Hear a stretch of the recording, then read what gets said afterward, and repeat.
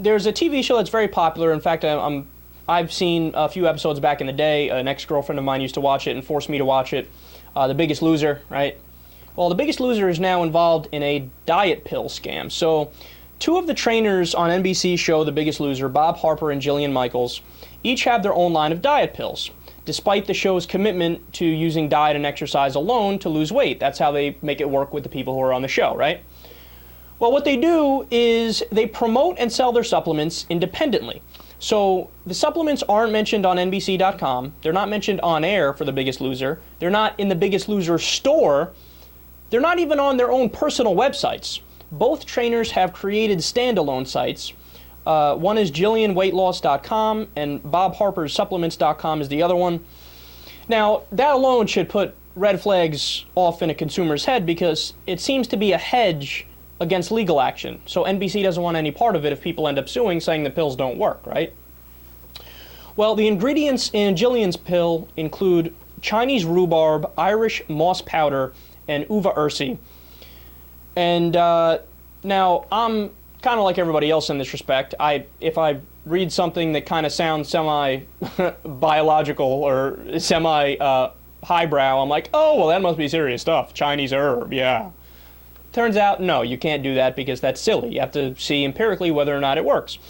So, Lynn Willis, who is a professor of emeritus of pharmacology at Indiana University, says, quote, "This product is an absurdity. It's completely bogus that this would detoxify the gut. Someone takes a laxative and they lose 2 pounds of water weight, but it will come right back." All right, so they seem pretty clear on it.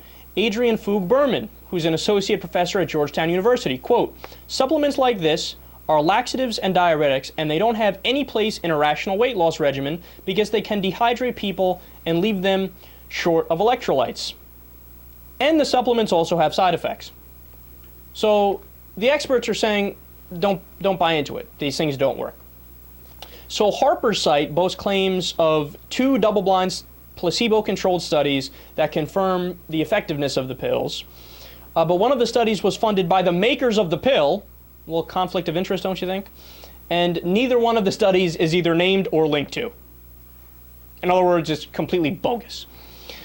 In fact, the only study found online that focuses on his active ingredient in his diet pills is a flawed study in multiple ways. The caloric intake of the participants wasn't monitored or restricted.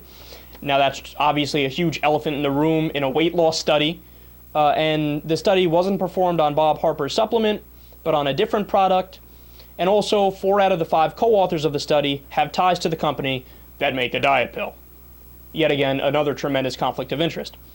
So NBC was asked to comment on the pills, and they declined to do so. And there has already been 4 lawsuits that had their cases dismissed. But the nail in the coffin to me on this is that the diet pills haven't been FDA approved.